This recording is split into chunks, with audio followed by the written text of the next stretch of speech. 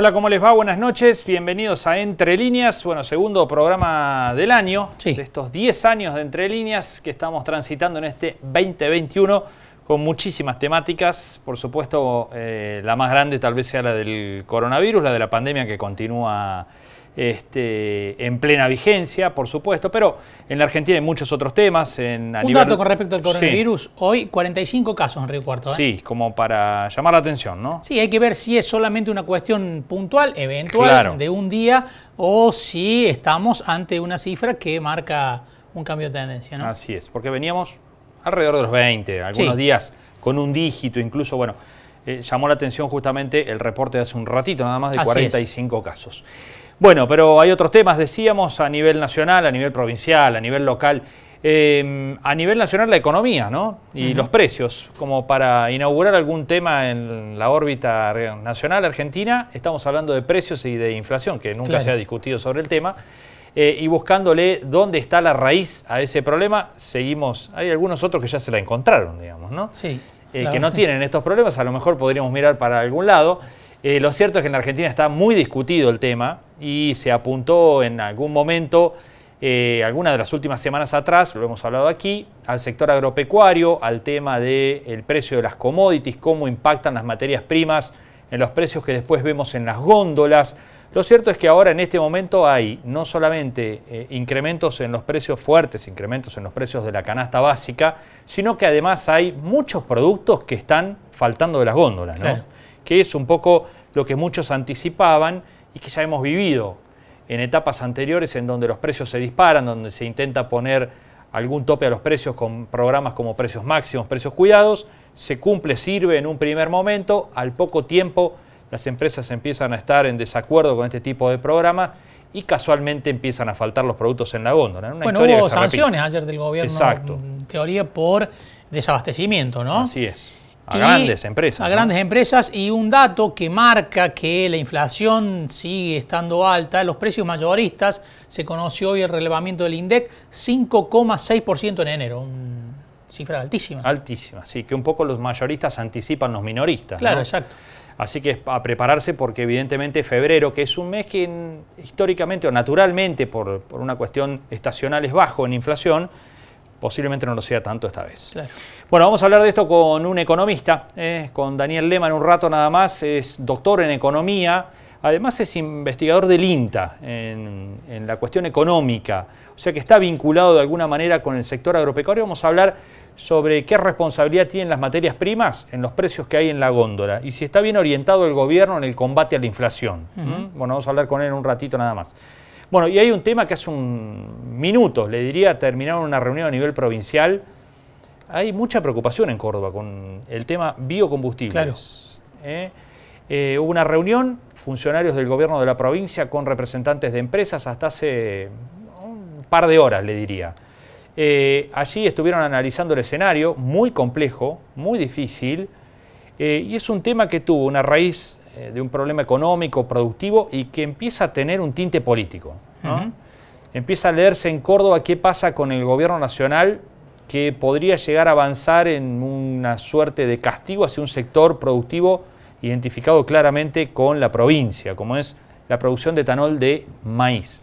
Según trascendió, podría haber alguna normativa que beneficie a la producción de etanol de caña y que perjudique o que desaliente la producción de etanol de maíz que es propia de la provincia de Córdoba, ¿no? Córdoba es la principal productora. Bueno, están empezando a leer esto en clave política, así que puede haber nuevos capítulos en torno a esto y además hay mucho mal humor en el bloque de Córdoba Federal, ¿no? Con la promesa aquella de Massa de que iba a tratar la prórroga de los biocombustibles primero antes de fin de año, después eso pasó a ser extraordinarias de enero, en enero no hubo extraordinarias finalmente. Sí las hubo en febrero, pero el tema no ingresó justamente al temario de discusión de las extraordinarias y hay mucho malestar con Massa porque, recordarán, el bloque de Córdoba Federal dio quórum y discutió algunos temas importantes para el oficialismo nacional a cambio de esta promesa de que iba a tratar el tema de biocombustibles, cosa que no ocurrió. Así que hay mucho malestar con el presidente de la Cámara Baja del Congreso de la Nación. Vamos a estar hablando con Manuel Ron, ¿sí? Con el presidente de Bio4 Argentina sobre cómo están viviendo las empresas esta realidad y sobre la reunión que hace un rato nada más tuvieron con funcionarios del gobierno provincial. 3 ministros participaron de ese encuentro. Y sigue el caso del médico trucho del COE, que tanta repercusión ha tenido. Estamos hablando de Ignacio Martín, que hoy fue sometido por primera vez a indagatoria, se abstuvo de declarar. Así es. Será mitómano, pero no come vidrio, ¿no? Claro, claro. Era de manual que se iba a abstener, sí, sí. ¿no? Fue por recomendación de sus abogados. Ignacio Martín no hizo declaraciones, ni siquiera quiso decir los estudios que tiene, por las dudas. Los que no tiene ya lo sabemos. Claro, sabemos que no es médico, ¿no? Claro. Este caso continúa teniendo, por un lado, este derrotero judicial, pero por el otro también la cuestión política, ¿no? Claramente. Que hasta ahora ha tenido menos consecuencias de las que normalmente un caso como este puede llegar a tener, ¿no? No ha habido renuncias, por ejemplo, Diego Almada, que fue el gran sostén político de Ignacio Martín aquí en Río Cuarto y a los lugares de la provincia donde lo llevaron. Era su jefe, ¿no? Era su jefe, sigue en su cargo. El gobierno provincial, a través del ministro de Salud, Diego Cardoso, dijo que la provincia nunca lo contrató a Martín. Es decir, que ahí le tiró la pelota a la municipalidad. En la municipalidad se viene diciendo que van a ser, que son querellantes, que van a tratar de aportar todas las pruebas para que Martín tenga la mayor condena posible, pero de ahí no ha pasado, ¿no? No ha habido consecuencias políticas, ni renuncias, ni cambios de ningún tipo en el equipo de gobierno, ni en el de salud de la municipalidad. El tema es que Martín llega aquí de la mano del COE a Río Cuarto. Sí, ¿no? claro. Como fue a Villa Dolores, como estuvo en Oliva en su momento. Y como hombre de confianza de Diego Almada. De ¿no? Almada. Presentado como el cazador de virus, era el hombre que, donde había una complicación con el coronavirus, iba y la solucionaba. Traía de la mano a Ignacio Martín. Por ahora Martín está imputado solamente por usurpación de título. Claro, ¿no? claro. No está imputado por la muerte que se le adjudica del joven de 29 años, porque todavía no hay una prueba que conecte la muerte con una responsabilidad indelegable de Martín. ¿no? Entonces, que no va a ser fácil de probar, ¿no? No va a ser fácil de probar, es difícil de probar. Vamos a hablar con Gonzalo Parodi, el jefe del bloque de concejales de Juntos por Río Cuarto, porque hoy plantearon una posición política nuevamente y además dieron a conocer una línea de comunicación para que aquellos que hayan sido atendidos por Martín y se sientan damnificados, lo denuncien. Usted sabe que hubo hasta una médica que fue atendida por Martín, ¿no? Con coronavirus.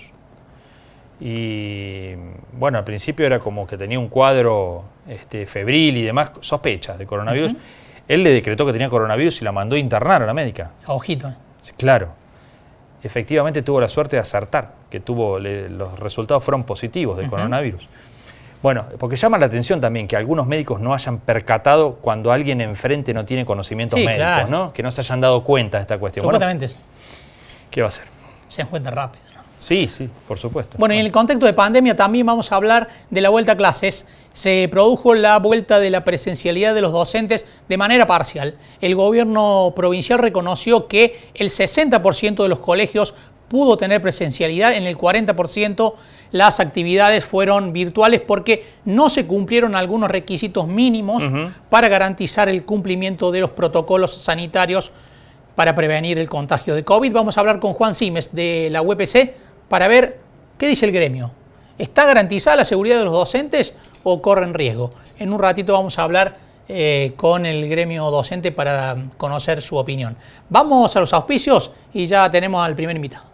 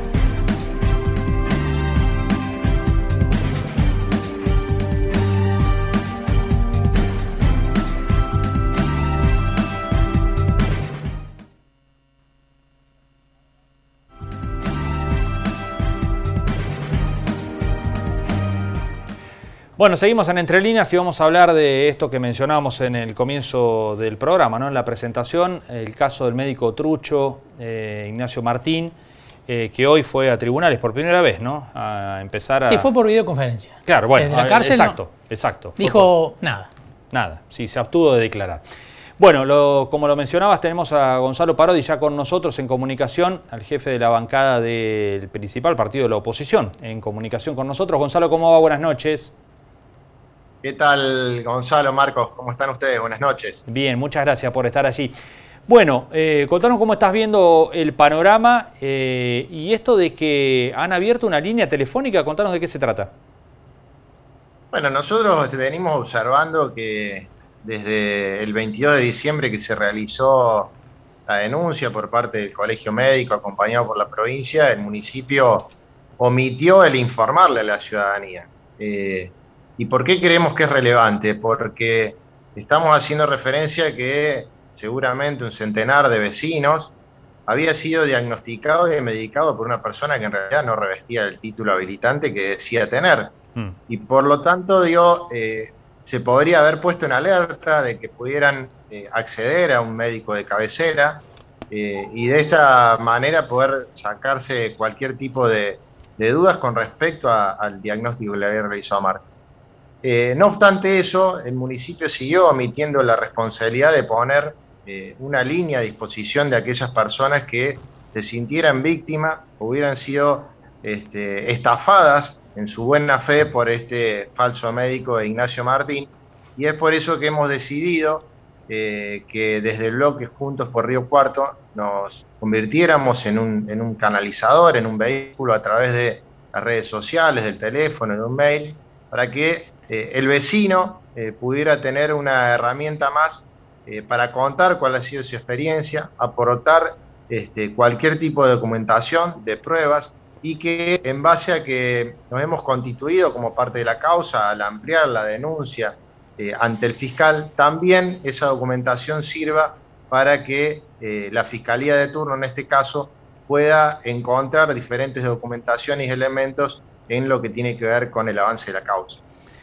Gonzalo, ¿cómo viste, más allá de esto que decías que el gobierno municipal se constituye como querellante, cómo ves la reacción política, las decisiones políticas que ha ido teniendo el gobierno a partir de que se conociera este caso, que se imputara, que se detuviera a Martín? ¿Esperaban algún otro tipo de reacción o ven que está actuando correctamente el gobierno de Llamosas? Creo que la primera impresión es que se trató de ocultar, de que no se hizo lo que decía anteriormente, hacerlo público, si había voluntad e interés de transparentar esta situación.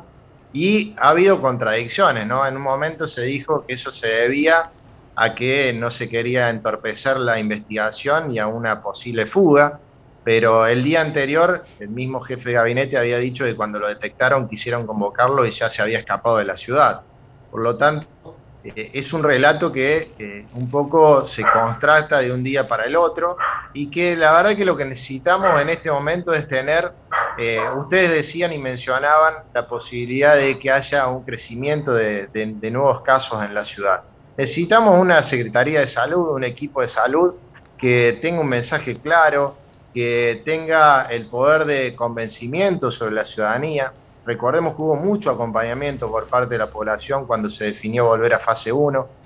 Se puede volver a dar de que haya que tomar decisiones drásticas y creo que ese es el camino que no está un poco conduciendo el intendente municipal como el responsable de administración, la administración municipal, que es tener o volver a tener credibilidad en su equipo de salud. Creo que hoy eso no está pasando y creo que pone en riesgo cualquier medida sanitaria que se pueda tomar de aquí en más. Obviamente que nosotros lo venimos diciendo, no somos quienes para solicitar la renuncia o no de uno o de otro funcionario.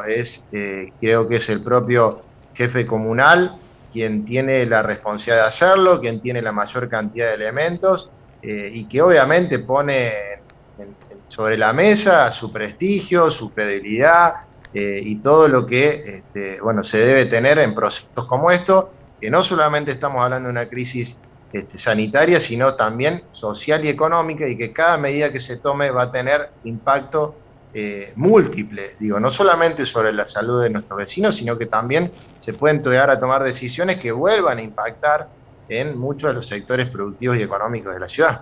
Gonzalo, una de las primeras preguntas que surgió naturalmente cuando se conoció esto es cómo pudo haber sorteado los controles y haberse desempeñado como médico sin haberlo sido durante tanto tiempo. ¿Esa pregunta ya tiene respuesta?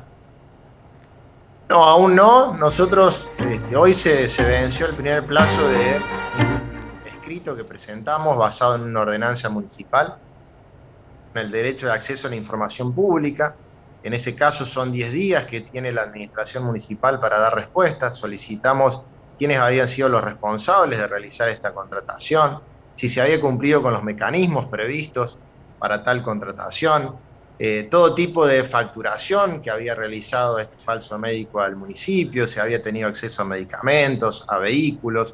Bueno, todavía estamos a la espera, seguramente vamos a volver a insistir porque así lo establece la ordenanza prevista, y para que no se cumplimente tiene que haber un informe por parte del municipio pidiendo una prórroga por 10 días más, que es el plazo fatal en cuanto a esta herramienta que hemos puesto a disposición. Y por otro lado, hemos convocado de manera urgente al secretario de Salud Municipal, a la comisión, y tampoco hemos tenido respuestas. Por eso digo que una cosa es lo que se dice, esta voluntad de ser transparente, esta voluntad de ponerse a disposición, de querer resolver el problema, y por otro lado es como que no encontramos, en definitiva, esta voluntad y que se cristalicen hechos concretos, ¿no? En recibir los informes correspondientes, en poder tener al secretario de Salud para que nos saque todo este tipo de dudas, pero tenemos la misma incógnita que tiene cada uno de los vecinos, ¿no? Yo creo que todos nos sentimos estafados con el esfuerzo que se hizo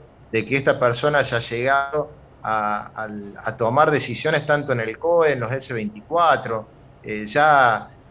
por último en generar los carnés en el EDECOM. Es decir, es muy difícil creer que un Estado municipal y un Estado provincial pueden ser engañados por un chico de 19 años. Acá creo que hay mayores responsabilidades que obviamente son políticas, y que es lo que espero que en los próximos días se tomen las resoluciones del caso, porque vuelvo a repetir, es un proceso que se viene muy difícil, muy complejo, y que necesita principalmente de volver a generar la credibilidad de los vecinos para con las instituciones y la dirigencia política, y este caso creo que la volvió a poner en jaque después de una elección donde solamente participó el 49% de los vecinos. Gonzalo, muchísimas gracias. No, por favor, gracias a ustedes y estoy a disposición para cuando lo necesiten. Buenas noches. Gonzalo Parodi, el jefe de bloque de concejales de Juntos por Río Cuarto. Bueno, han pedido que comparezca el secretario de Salud, ¿no? Marcelo Ferrario, y es la palabra que falta en este caso, ¿no? Hasta ahora no ha aparecido el secretario de Salud y, bueno, deberá aparecer. Sí, en algún momento. Explicación tiene que dar, ¿no? Es la máxima autoridad del área de salud a la que le ocurrió esto. Deberán decir por qué en medio de una pandemia, ¿no? Entonces, lo mínimo que se merece la población es una explicación política, funcional, más allá de lo que ocurra en la justicia, que está bien, ¿no? Tiene que dejar actuar a la justicia en la municipalidad y actuar y hacer lo que tenga que hacer, pero también la gente se merece una explicación porque al frente de un área muy importante durante una pandemia había un médico trucho, ¿no? Es difícil entender que un chico de 19 años, dijo Parodi recién, pueda burlar a un Estado provincial y municipal de esta manera, ¿no? Y la verdad es que es difícil entenderlo. Bueno, ¿vamos a hacer una pausa? Vamos. Enseguida hablamos de economía, de la siempre complicada economía argentina.